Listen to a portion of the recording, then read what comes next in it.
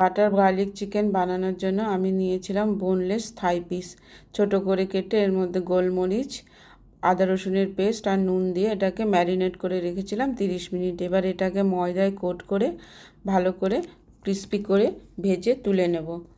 এবার ভাজা হয়ে গেলে এবার করেছি একটা স্টক বানাবো। তো স্টক বানানোর জন্য চিকেন দিয়েছি, আদা রসুন পেঁয়াজ দিয়েছি, স্প্রিং অনিয়নের হোয়াইট পোর্শনটা দিয়েছি আর কোরিয়ান্ডার রুটটা দিয়েছি, দিয়ে ভালো করে এটার একটা স্টক বানিয়ে নিয়েছি।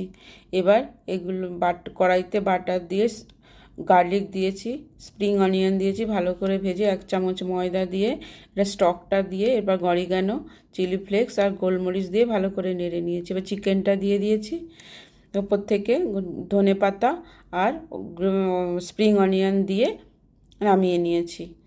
খুব সুন্দর খেতে ছিল।